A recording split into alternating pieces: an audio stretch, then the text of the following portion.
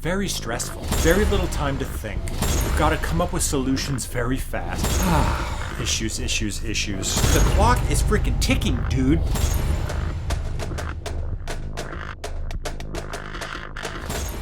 Well, hi. Welcome to Adventure in Art. My name is Ben Staley, your resident talking head. Let's get into this. When things go wrong, and they certainly did, I think I had this coming. I spout off a lot about how your limitations are the source of your creativity, right? And how when things go wrong, that's just your opportunity to get creative and power through and come up with solutions that you wouldn't have had to otherwise. Well, I had a shoot the other night and a whole host of things went wrong. So hang on, we're gonna get into it and I'm gonna show you the finished product. This company Zhiyun, they reached out and said, hey, do you want to try out some of our lights and make a video about them? You can keep the lights. I got a bunch of lights and I was like, I thought about it for a while and then I'm like, what the heck, why not? Let's do it. It's a good opportunity to get creative and make something, and I have never used their lights, so let's try them out. I didn't want to just do a regular old review. I don't do that. I make stuff. So I wanted to go out and use the lights and make something cool and put them to the test that way. Well, Danny has started tap dancing again. She's a trained dancer, been dancing since she was a little girl, and recently she was taking a tap dancing class and I watched her practicing and I was like, idea. So I said, hey, wanna make a video with me? You're tap dancing, I test out these lights and I shoot them with anamorphic lenses. Dude, do I have one of those around where I can show you? Stand by. Okay, I'm back. Sorry about that. I forgot to have this camera standing by. This is an Atlas ORION anamorphic lens. It's a 32 millimeter. I've got a box right there with 3 other lenses in it. I have this set kind of on loan to me. You know, I'm using these lenses every chance I get. What camera am I using? Oh, what camera are you using, Ben? Is it the new S1R Mark II? Shooting with these high-end anamorphic cine lenses? No. Alas, at the time of this shooting, I do not have that camera. So we're using an S1H. Ba-bing! Still a baller camera. We'll have some S1R2 content very soon, ladies and gentlemen. Stay tuned. So that's the setup. I'm gonna use these lights that Zhiyun sent over. Danny's gonna do some tap dancing. We're gonna get in a studio and I'm gonna shoot the whole darn thing on these anamorphic cine lenses, which are freaking heavy. I love these lenses though. Okay. The first mistake. There were a couple. Okay, this is kind of arrogant of me. I'm like, we can do this in 3 hours? We're in a little studio? It'll be all turnkey, it'll be set up, we just bring the lights in, I set them up, we start shooting, bada bing, bada boom, we're in, we're out. Staley, you should know better because you've been at this game a long time. 3 hours is not enough. Yeah, first mistake. Let's talk about these lights. This is the Molus 300. This is a 300 watt light. It's actually got a boost mode where it'll boost up to like 500 watts. This little thing is super bright. Check this out. So this is the light head and this is the controller. And they connect via this cable, ba-bing, into here, and then you can separate them. Actually, it was very fortuitous that I was testing out these lights because actually the nature of these and how the controller and the light head are separate, it actually played into some of the creative solutions that I used to get through this shoot, and we're gonna get into that. But I think these are really cool. Let me just go through the specs real quick before I tell you what I think. I write this stuff down because sometimes I forget. You know, they are 1.56 grams, 300 watts, super easy controls. Really, you can control the color temperature and you can control the strength of the light. There's an app that can do this all for you, and they do have some creative modes like, you know, paparazzi and flashing and that kind of stuff. I didn't use those. I thought about it, but I didn't. Oh yeah, and it comes with this little reflector head, and it's the whole darn thing is a Bowens mount, which is pretty universal. So if you have any of Bowen's modifiers, which I have quite a few, but I didn't bring them because they weren't required for this video and my kind of creative and what I wanted to do.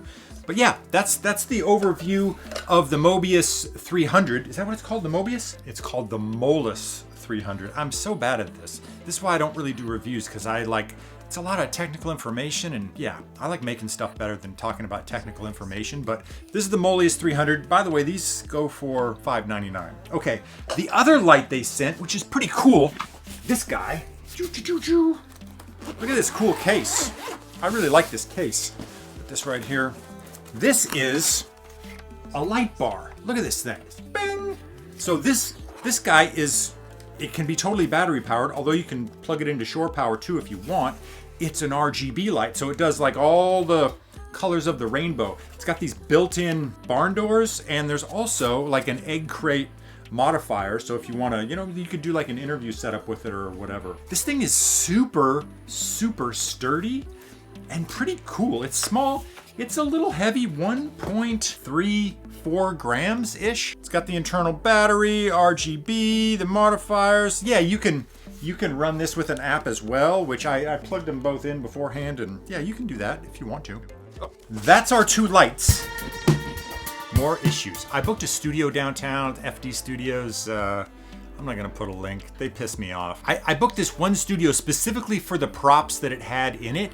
Specifically, this one arch, this like painted white arch. There's two of them in the studio, and I wanted to use this one that didn't have wheels on it because I wanted to shoot from the ground up and I didn't want to see the wheels. And anyways, I saw the pictures on their website and I'm like, oh yeah, I'm using this for like the intro of the little video we're gonna use. Well, I get there, we booked the studio from 6 to 9 at night, and that particular piece of set dressing propage was broken and stuffed in a corner. The second thing that went wrong is because I had never used this before, and yes, I opened it up and I prepped it and I looked at it. I hooked it up to the app. I figured out how to use it. That took me all of like 30 seconds. These things are ridiculously easy to use. I was planning on, you'll see the lighting setup in a minute, using the 300 to backlight Danny and shoot it right at the camera and get those kind of really cool anamorphic flares that the lenses would give me.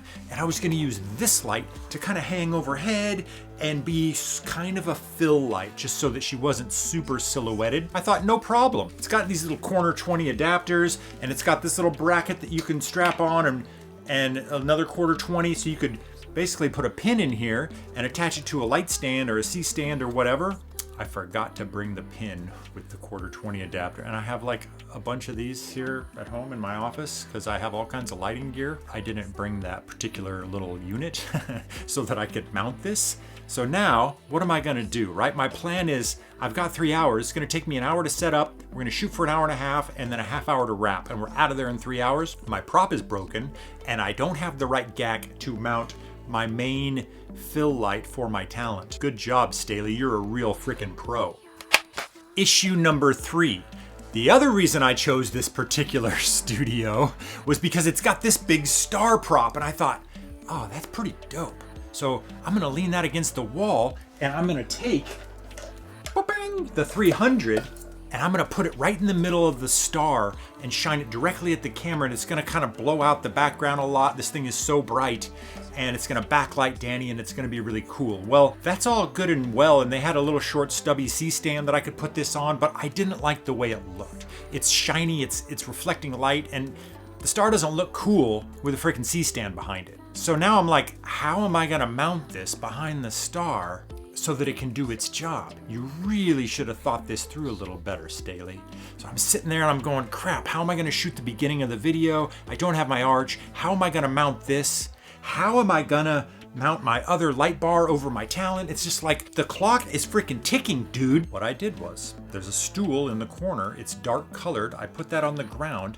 On top of that, I put an apple box, of which there was one in the studio.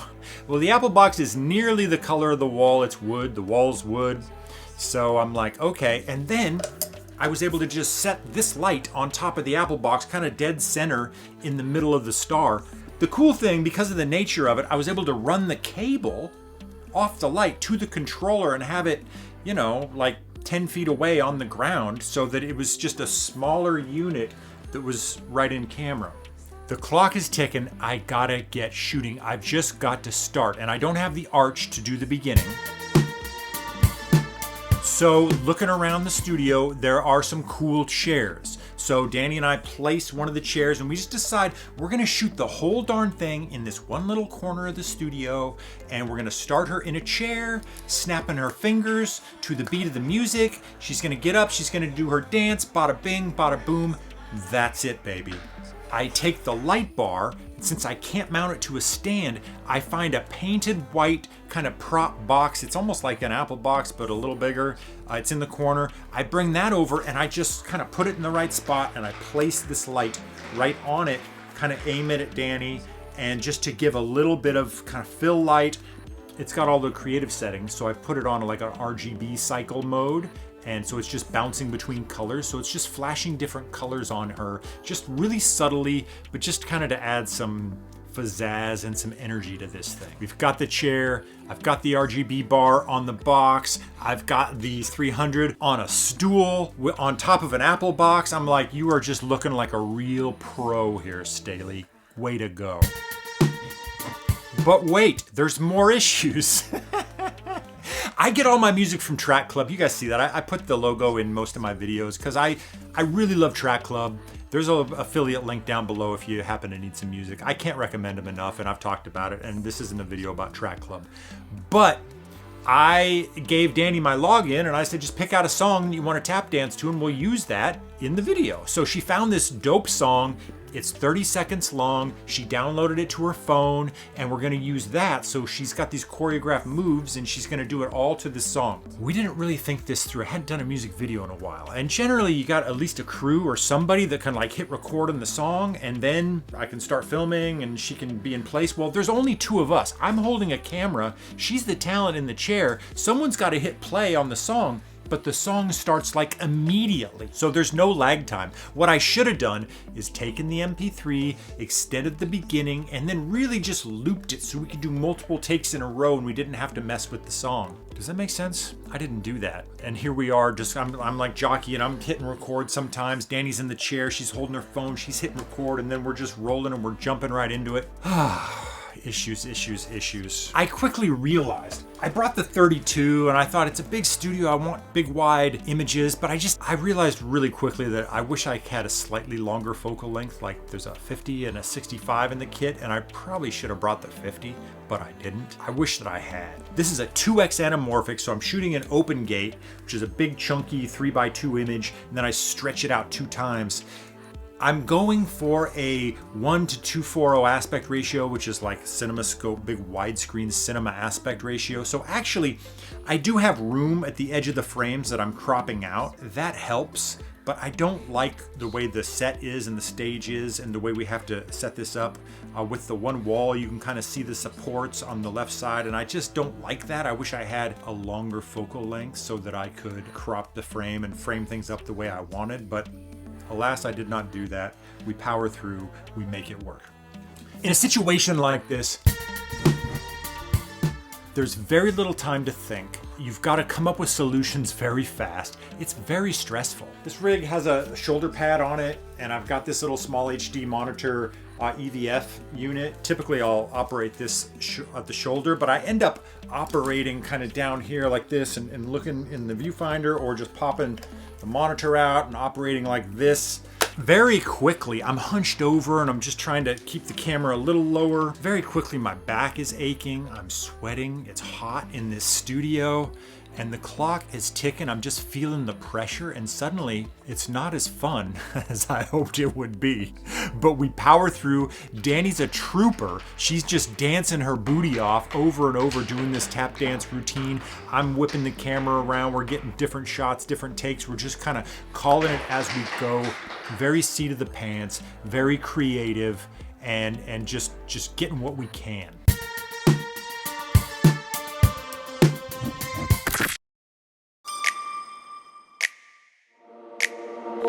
I wanna go where nobody tells me no. Colors and light, freedom and flight.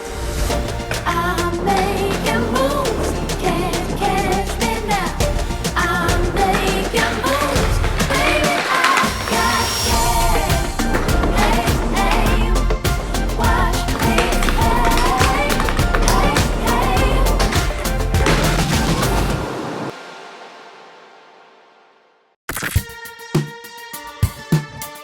This 300 is $5.99 and the RGB light bar is $2.99? I said that at the beginning. Yeah, $2.99. There's affiliate links down below. Whatever, they're there, they're cool. Here's what I like about these. I'd never used Zhiyun lights before. Like all the lights that are out there, or most of them, I feel like a lot of them just come from the same factory in China and they're just pumping them out. Zhiyun is actually doing different stuff, and this is, I think it's a little innovative, it's different. The build quality on these things is pretty exceptional. Like I feel like, oh yeah, I can throw these in a backpack or in a box and I can drag them around and they're gonna keep working. They feel really solid. I love the way that I have the controllers separate and then I have this small head, and it's actually, you take this reflector off and it's quite small. It's got a little handle here, a little tripod mount right here, or a light stand mount. These things are freaking great. I love the built-in barn doors on this little RGB bar. Overall, build quality, functionality, and affordability. These are great lights. Here's what I like. I love that there's a lot of companies out there making lights right now, and this is good for you and I. People who are creators, people who are making things. It means there's a lot of options. It means there's competition. It means these companies are driven and incentivized to innovate and make these things affordable and make them well. And I think Zhiyun is doing some great stuff and they're coming on strong. Can't wait to see what they do in the future. Okay, last part.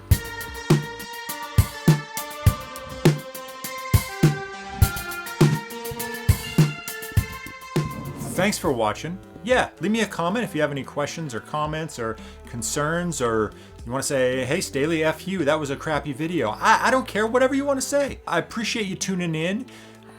We'll see you back real soon with some more photo and filmmaking adventures. Thanks for watching, folks. Later.